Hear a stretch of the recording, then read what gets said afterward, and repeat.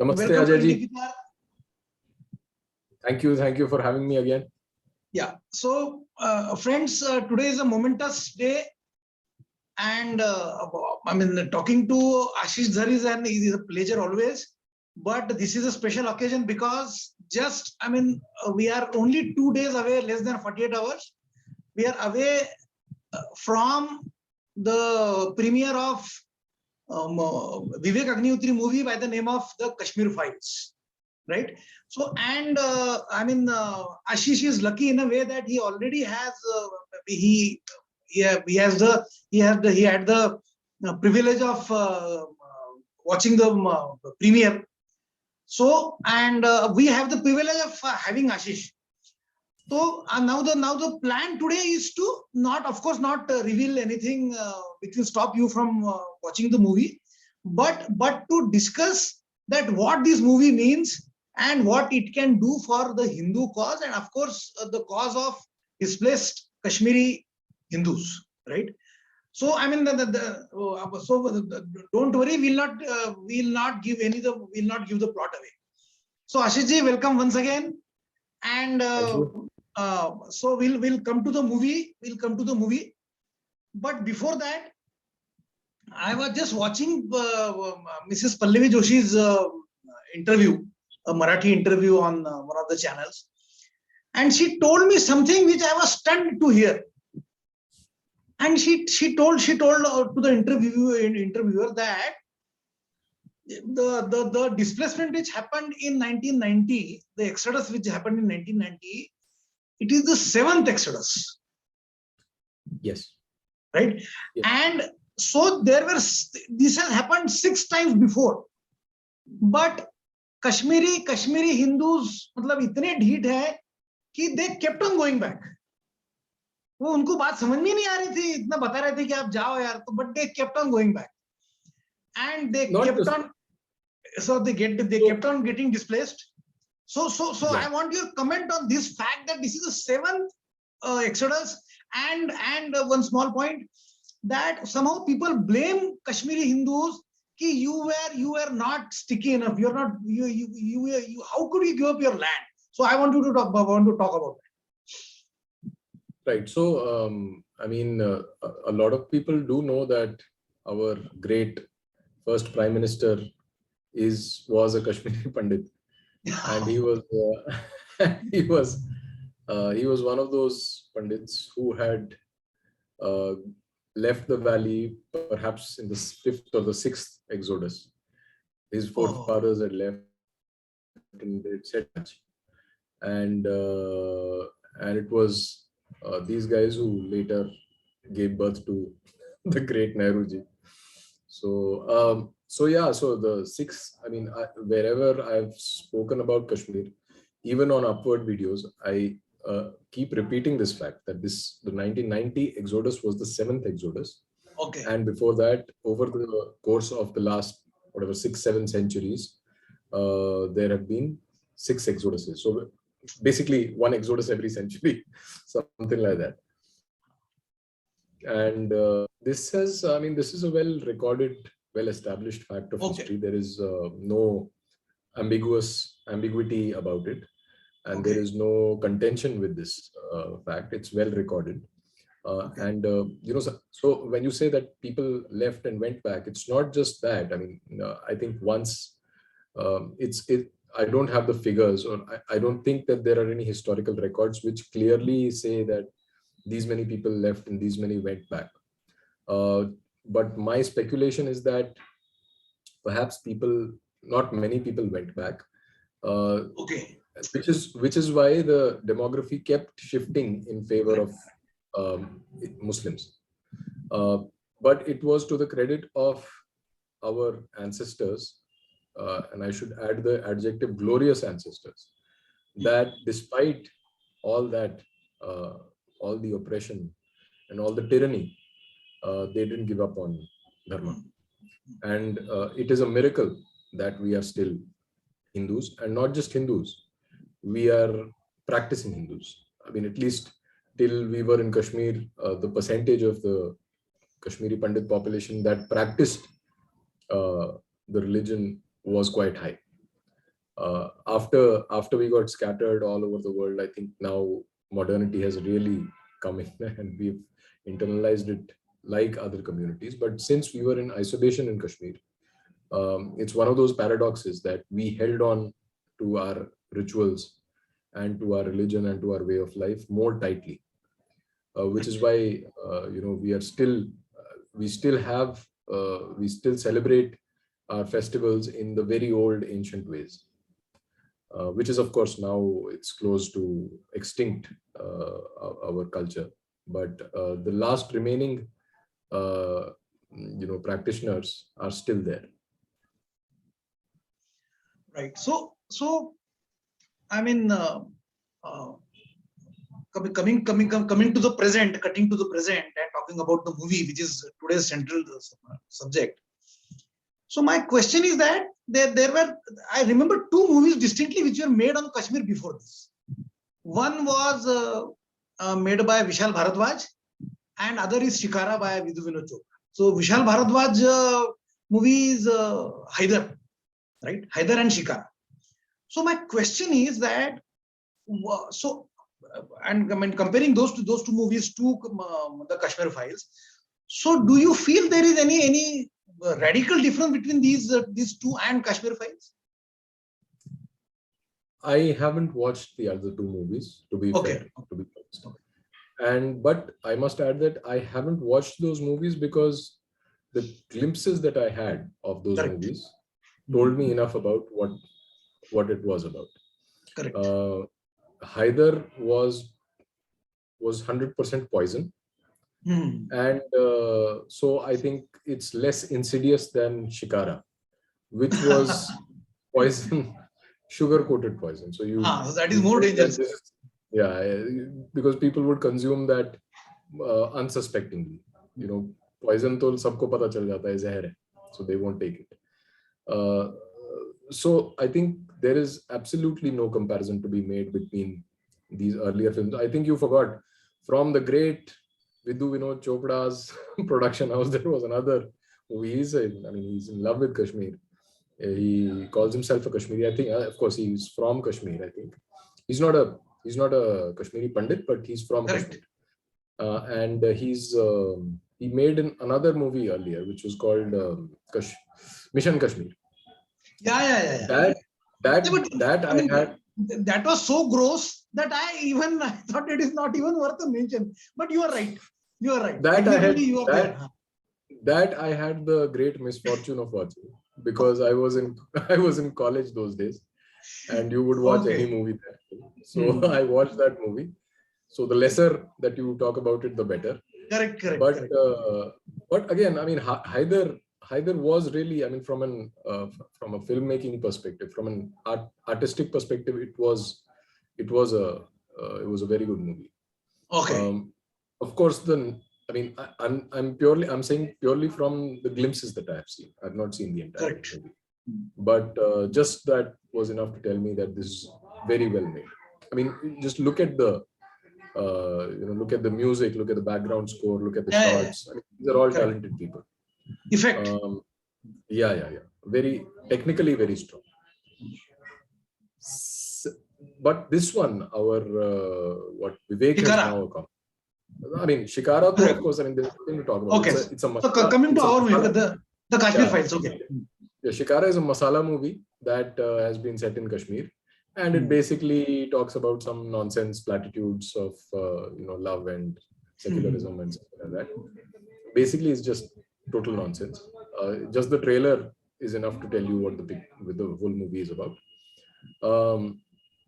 But contrasting that with the current, the newly released Kashmir, not yet released, to be released. Correct. Kashmir Files is absolutely wonderful. I mean, the kind of courage that Vivek has shown in the movie. I mean, I don't even feel like analyzing the movie. I don't even feel like saying, oh, isme ye tha, isme wo tha. I wrote a review about it. Because I wanted people to see it, to be very honest. It's 100% authentic account of the situation in Kashmir in 1990. It's an absolutely honest movie. and it's a very intense movie. Vivek, what he's done with it is that some of the incidents that really happened with people, like the unfortunate incident of Girja Tikku's rape and her eventual murder. She was cut off. She was cut into two on a saw. That also he has shown, and the Nadi Marg massacre. That also he has depicted. So he's taken these real incidents and he has put it together in the form of a script. And what the fictionalization that has happened is just to give it a coherence, give the script some sort of a flow. Otherwise, all those incidents are well recorded, well documented. Correct. And so, I mean, hats off to Vivek Agnihotri. I simply did not expect that he would be able to produce and release a movie with so much honesty and integrity. Hats off. Righto. So, the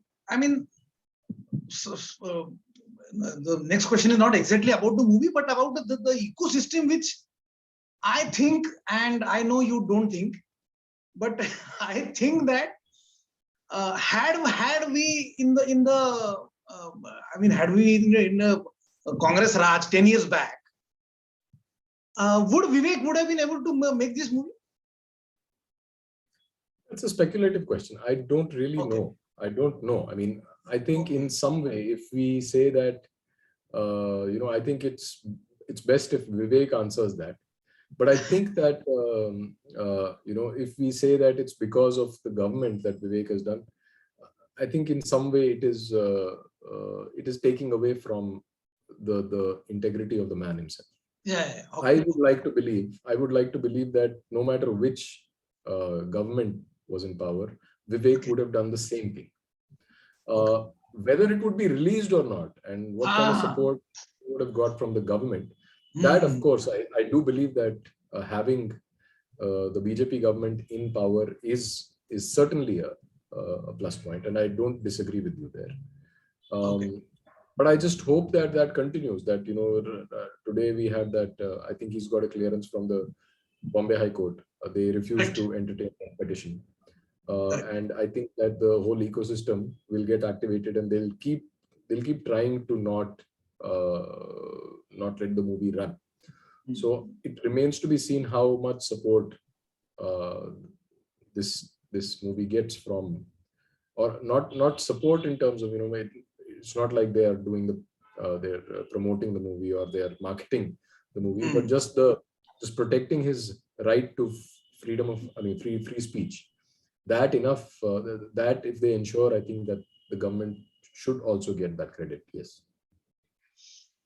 Yeah. So I was thinking that, say, smaller towns like Nagpur or Ludhiana, or maybe smaller towns, it won't be that difficult. But what I'm thinking, what I could imagine is that in big cities like Bombay, Bangalore, Delhi, if a small riot breaks out, I don't know. I mean, how we'll be able to handle it? I mean, my fear is that. Do you really see something happening? I don't really know. I mean, I don't think that it will precipitate in a riot. Okay. Because a skirmish, maybe not riot, but a skirmish. No, I mean, if it's screened in a hostile location, like let's say in Jamia or in JNU or in Jadavpur, then of course there is possibility of violence.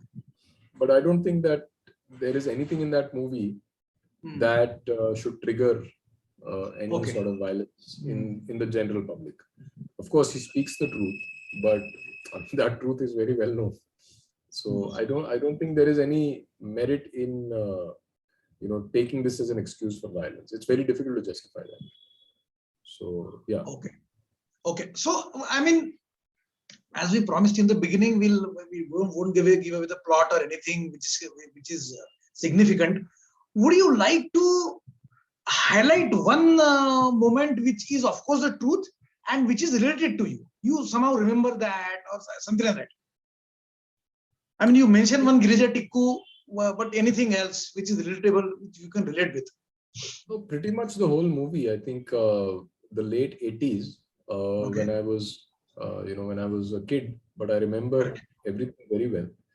Okay. In fact, my own maternal grandmother, she Okay. died in a bomb blast. She died So, in a. and bomb blast. Oh my Uh, God.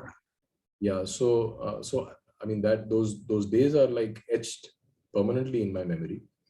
And the turn of events in the movie. I mean, like for example, the very first shot in the movie, and it's not really a spoiler, but Okay. it begins with one one small boy playing cricket, Hmm. Hmm.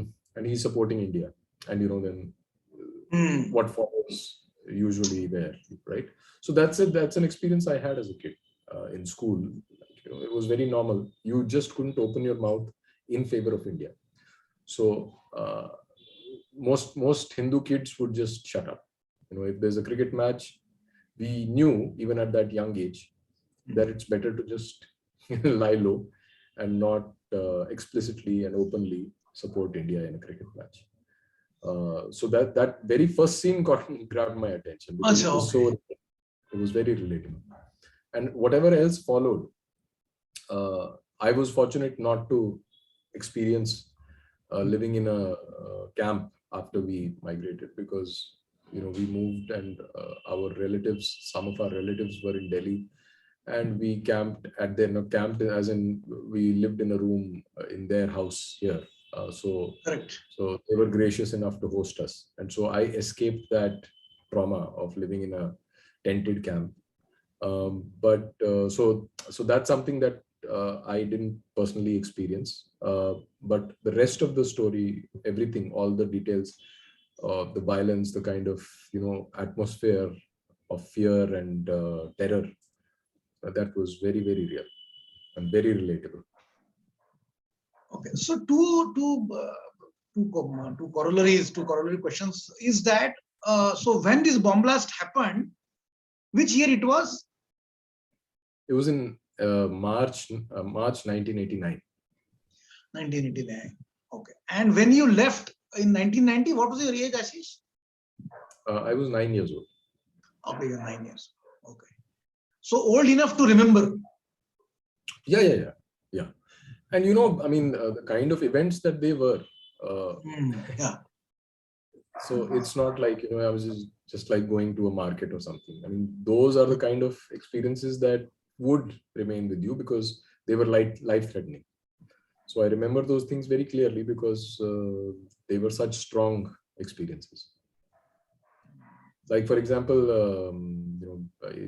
on January 19th, 1990, that infamous day, there was there were people outside. There was a whole procession outside our house. So our house, we lived in a joint family, so it was a pretty big house, and then there was a lawn, and then the gate. So outside the gate there was noise and violence and protests, and गोलियां तो वहां वैसे ही चलती रहती थी. मतलब every day we would hear like it was a war zone. गोलियों की खेती करते थे ऐसा. हाँ, बिल्कुल. गोलियों की खेती. So on this particular day, we had shut off all the lights, and it looked like there was no one in our house. That's the impression that we wanted to give. And then there was a banging on the door, and someone was calling us. Because in those days, what used to happen was that they would call Kashmiri Hindus, and because they would they would often attack CRPF and BSF people. So now they would get fired at, so then people would die. So the new strategy that they had was that you keep Hindus in the front at the sessions. So that's what they probably wanted to do, and they banged at the door. And I remember all of us, most of the joint family, my uncles and aunts and cousins, because it was the peak of winter, and there were holidays going on, and so they had gone to Jammu and Mumbai and other places where their extended family was. So it was just my parents, myself, and my eldest uncle, and we were all sitting, in a corner, very scared. I could sense fear in all the adults, and that was the first time that I probably had a very real taste of what it feels like Mm. to die. I was very clear that we could die now, that sort of thing. And then, but I think it was with the grace of Bhagwati that somehow they didn't enter and they just left. Mm. Probably they were in a hurry or something happened and a police car or BSF convoy came or something, and we escaped. Otherwise, I don't really know what would have happened. Like it was the case with so many families where they entered and they just massacred entire families. It was a distinct possibility on that day also. So such experiences, like, I mean, when you watch the movie, you will get a sense of how that felt. So that's the power of the movie. Correct. So, I mean, there is always this nonsense goes on that Bollywood is the soft power, soft power of India. And I always see some profound Hindus like you and many more. I mean, Vivek, to name one of them, who always, who I have seen replying that ki Bollywood is not a soft power, but our culture is the soft power. And that Ganga, Jamuni, Teji, that nonsense is not the soft power. Right. So, and I always see that, and I mean, we are always fed up on this propaganda. This Bollywood is our soft power, and it was Twitter which taught me that it is not soft power. Our culture is our soft power, and our stories, our history, Ramayana and Mahabharata is our soft power. So, I mean, thanks to Twitter for that. So now, coming to another aspect, which always when I'm speaking to Kashmiri people, they tell me that they want this to get recognized as a genocide. 1990 episode, they want this to be recognized as a genocide, and that effort is going on. So, do you feel that this movie is one big step in that direction? And if not, so what will this movie will help us to achieve? The movie is certainly a step in the direction of recognizing what we went through, right? And to fuel the popular imagination with respect to the Hindu genocide in Kashmir. Cinema is the most effective, the most powerful medium Correct. of information dissemination as well as propaganda, right? Which is why cinema was the chosen medium for communists, which is why Stalin spent a huge amount of money and invested in developing the technique of filmmaking in Russia. So, yes, what this film will do, if it does well commercially, is that it will influence public opinion in a way that nothing else can. And that's the power of the movie. But recognizing this as a genocide is not the job of a movie. A movie can only influence public opinion. It is up to the government of India. And the government of India has, for the last 32 years, done nothing about it, right? And the government does not need movies to recognize that it is a genocide. They know better. So I don't know. I mean, like, a lot of these elder... Just a small interjection here. I think government is fearful of public opinion.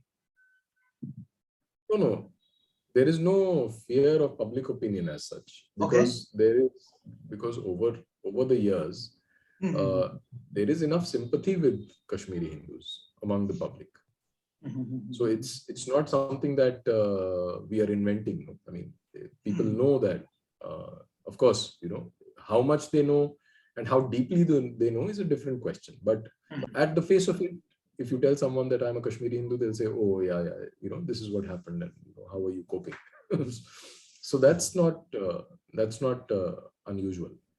Okay. And the government is not scared of public opinion, but the government does not have a direction, which we've discussed earlier also, that the government has no long-term vision. The Indian state is directionless. It is not, it does not have any compass in which it thinks the nation should head.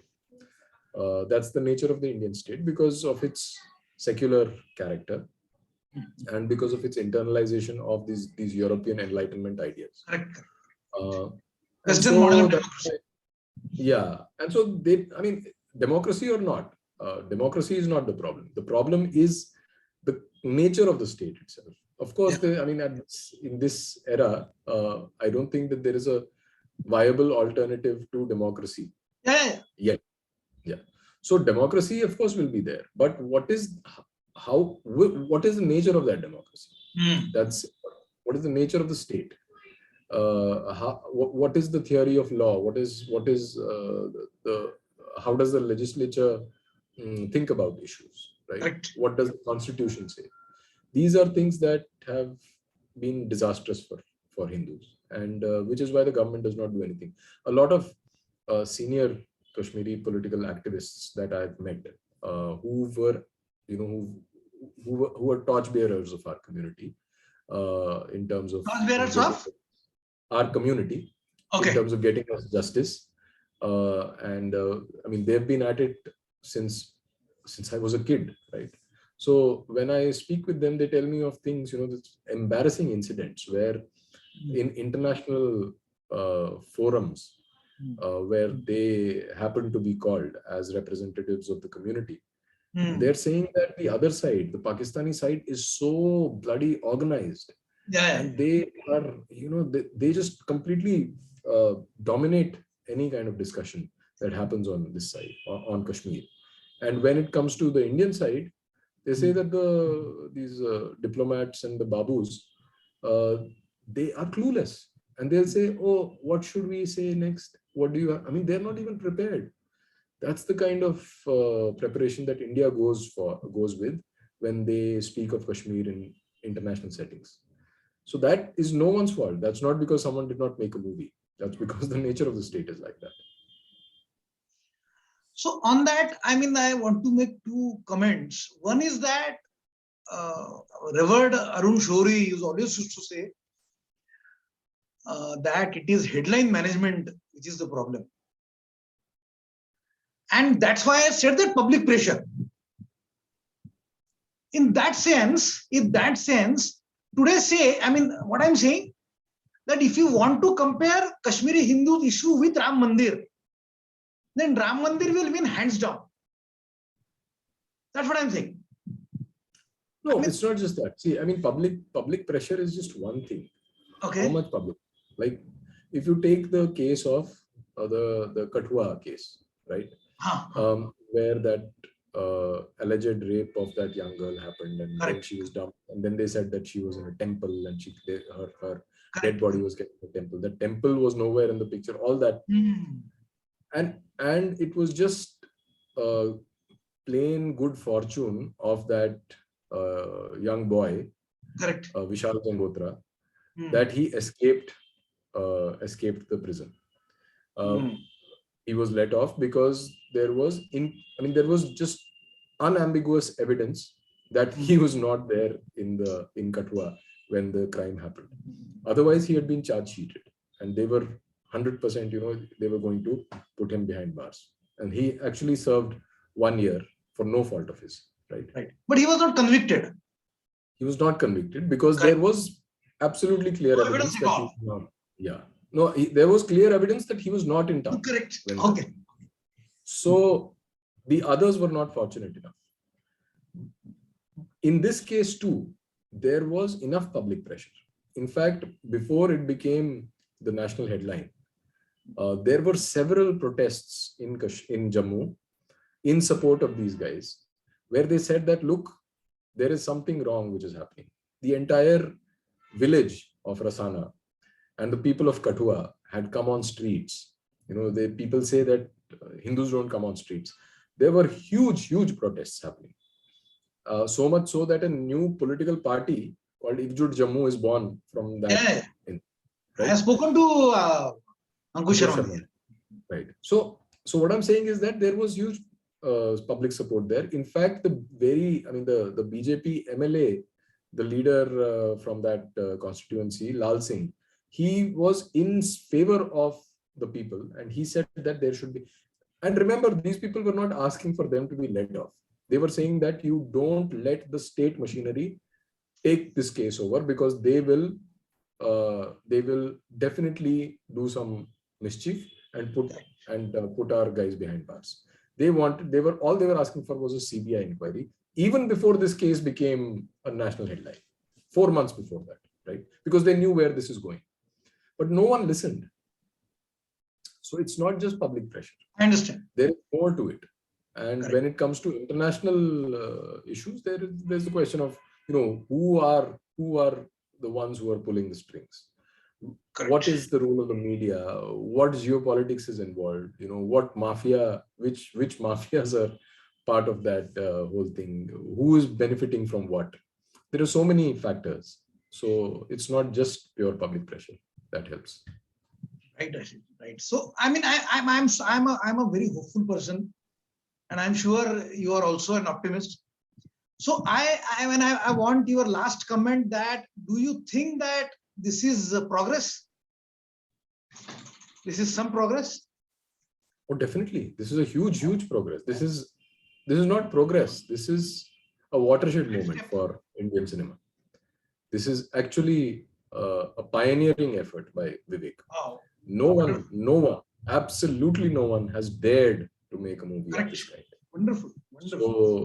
So it's not like linear progress that we were always headed this way. This is a disruption. This is what the courage of one single man. Quantum jump. Not just one man. I mean, of course, he has a whole team, and his gracious wife Pallavi, who's probably done more than him in this movie. So the entire team deserves our standing. Lovely. So I must tell you that I had the fortune of interviewing Pallavi ji exactly 1 year back. Oh, great! And then, they had to change the dates because of Corona and all that. But then she spoke about the Kashmir Files for 3, 4, 5 minutes. But then that's the privilege of being a Marathi. And of course I know Vivek, so and he's a precious man. So I mean that is the best thing which I had achieved in my life, knowing people like you and so many of. I mean, Vivek is almost one of them. So I mean, I just want to make one comment before we close. One of my superiors with one of the best companies I worked, he used to say, strategy kya hai? And then he used to say, hope is the strategy. So the example which you gave of our diplomats and talking in international forums, तो मुझे लगता है कि वो हम सबको applicable है कि hope is the strategy, कुछ तो हो जाएगा. But then from that against that, the cunning which Pakistanis or liberals and Islamists have is simply next level. And if we want to match them, we can be optimist, we can be dharmics, we can be hopeful, but we need to adopt some of that cunning. That's what I would like to finish with. It's a state of war, basically. Absolutely, it's a state of war. Yes, I agree with you. And so I mean, strategy is mandatory. That you need to have a strategy, and you need to recognize that you are in a state of war. It may not be desirable to have this war forever, because ultimately it's detrimental. But we cannot deny right now there is a war going. Yeah. But we must remember that we are in this war not because of our own doing. We wanted it. We have been dragged into it, and now we can't just sit with our hands folded and say sorry. No, let's opt for peace. That's not something that we can afford, because it's our very survival at stake. So yes, I totally agree with you that we need to answer in their language, in their currency. Great, Ashish. Great, Ashish. And nice talking to you. Same And here, so I thank you. hope to watch the movie on 11th. I will Wonderful. do some jugaad and get the tickets on the first day. I will try. Please make your friends and your social circles also go and watch the No, movie. what One I of can the get things, from the one of the things that the movie right, will do, I hope, right, is that it will put to rest these silly notions that Kashmiri Pandits were cowards and all that. Because even sitting inside that hall is difficult for many people. I wrote a review, and some of my friends on Facebook, they wrote comments saying that we will not be able to watch the movie. Imagine if you're not able to watch the movie because of what I had written, not even what the trailer that they had seen and what I had written, and they know that they will not be able to take it. Imagine living through that. Yeah. And then someone comes and says that. And what I can guarantee you they're is that saying these things. They're calling cowards. They're calling those people cowards who managed to go through that, live there for decades. for 7 centuries. Yeah. I understand. So what I can guarantee is that the social circles are already abuzz with the. I mean, people want to really go and watch the movie. Wonderful. So it has set the imagination on fire. So I think that it is going to be a commercial success. I hope so. I really hope so. Wonderful, Rashid. Thank you. Thanks for coming, and let us connect. Jai Shri Ram. Jai Shri Ram.